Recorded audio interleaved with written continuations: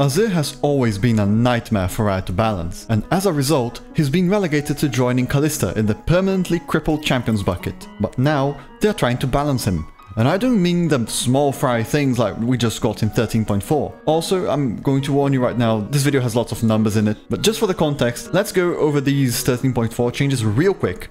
Base mana nerf to make him less oppressive early, growth buff that equalizes it at level 9 or so. Overall, unnoticeable if you have mana flow or presence of mind. W cooldown nerf, 10 seconds from 9, rank 1, goes back to the usual 6 seconds at rank 5. Small change, makes a difference level 1, but it's not the end of the world. Then we got two buffs that, in my opinion, came out of left field. E and ult got their damage buffed by a very significant amount, with ult having 600 base damage at rank 3, with a 75% AP ratio up from 60. At a glance, I thought the idea was to turn Azir into a Paraguayan dollar store version of AP Malphite, but the truth is, he didn't change much. But now, it's time to talk about the exciting stuff.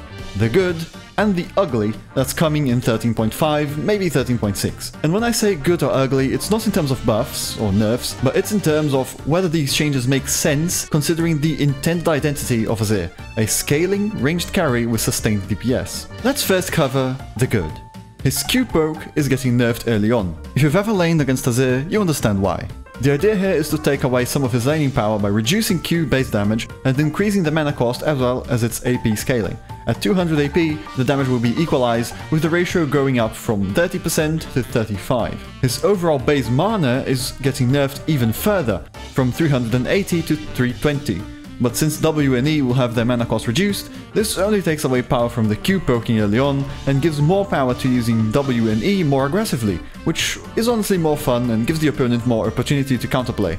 Whoa, wait a second, what was that? Did I just catch myself talking about buffs to Azir? No way, we got you. Not a chance. When I was editing this video, I ran across this post on Reddit while procrastinating. No, we're not getting these mana buffs. The attack speed thing I'm going to talk about later in the video, we are also not getting that. So yeah, way to ruin my day. Azir's base HP is also going down. This chart showcases the comparison between old and new. Nowadays, Azir has more base HP than Set. So what they're doing is bringing that way down so that assassins can actually kill Azir early on. This is a pretty significant nerf, but one that punishes Azir players who mess up their positioning or fail to react to the enemy flashing on them, which is fair enough. Since his armor growth is increasing, from level 12 onwards, AD assassins will have a much harder time one-shotting him, so all Azir has to do is just survive until then. The last thing here is that his passive is getting adjusted, so that it actually serves a purpose instead of just being this smoke and mirrors intimidation tactic. The cooldown is going down from 3 minutes to just 1 minute and a half. The duration is down from 60 seconds to 30, effectively turning this into something you can use regularly. The damage is getting increased, thank God, and it will now scale based on Azir's level. The AP ratio is getting increased from 15% all the way to 40%. And there's also a few other number changes, but what you really need to know is that it's no longer a psychological warfare tool, and more like an actual warfare weapon. Now, it's time for at least what I consider the ugly.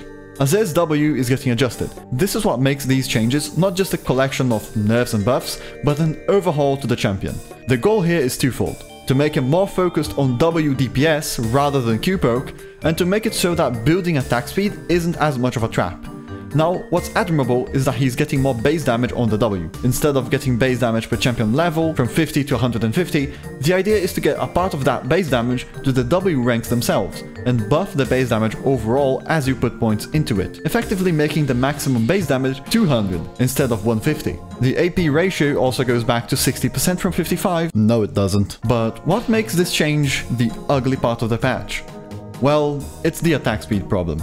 His passive attack speed from leveling W is getting removed, along with the 3 soldier attack speed bonus. At level 13, this effectively means that the champion is losing 110% attack speed. Wait, don't jump. There's a silver lining. His base attack speed is going up from 0.625 to 0.658. Hi again, it's me. I'm taking so long to edit this video that I ran across another update post on Twitter. His base attack speed is not changing after all, and his EAP ratio is also getting reduced.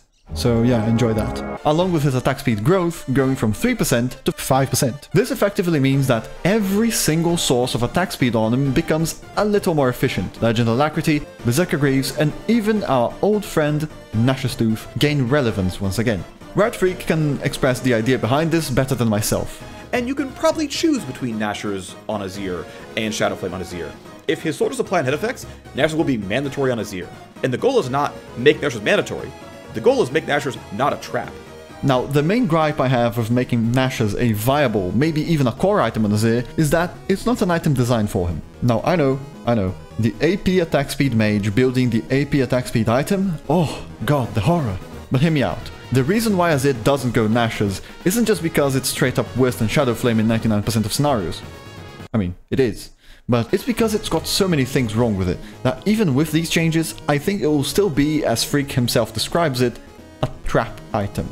The build path sucks. 400 gold for an item that effectively only gives you 1% attack speed and frees up 1 inventory slot. Then, once you have all the components, assuming the best case scenario where you can actually afford to get the Amp Tome, you have 25% attack speed and 60 AP. That's only a little over half of the total stats granted by the item. Shadow Flame, on the other hand, has much better components, a much smoother power curve while building it, and gives you some HP on top of it all. Here's the second problem. Nash's Tooth is a purely offensive attack speed item. No HP like Shadow Flame, no ability haste like Cosmic Drive or Horizon Focus, it's just a damage stat stick. And granted, it is the best item for sustained DPS on Azir. But that is assuming, of course, that you have a frontline and the support from your team to peel for you and to CC people. The thing is, that doesn't happen very often in solo queue. You can't just stand there and auto attack, so Nash's Tooth loses its appeal compared to items that will give you more utility or more damage per auto instead of more autos per fight. So in the end, I don't think Nash's will be, as Phreak describes it, not a trap, unless the item either gets changed to be more efficient on Azir, or ideally, Riot makes another AP attack speed item that doesn't bring on hit to the table, but rather something like HP, penetration, ability haste, or just a more interesting passive. In conclusion, overall Azir is getting nerfed in 13.5 for the early game and is getting most of his power back after level 13. The attack speed thing makes me a little apprehensive, but I think this is a huge leap in the right direction for this champion. It's clear that normal balance changes aren't enough to get him out of pro play, and I seriously appreciate Phreak going in and doing the work to make him viable for the average player. I'm curious to see what you think in the comments. Do you think Nash's will be viable? Do you just take Lethal Tempo instead? Or do you want to see the old passive, where he converted ability haste into attack speed? Leave a like on the video if you enjoyed it, and subscribe if you'd like to see more content like this. And if you want to see Phreak's full explanation on the reasoning behind these changes, I'll leave the link to his video in the description. Cheers.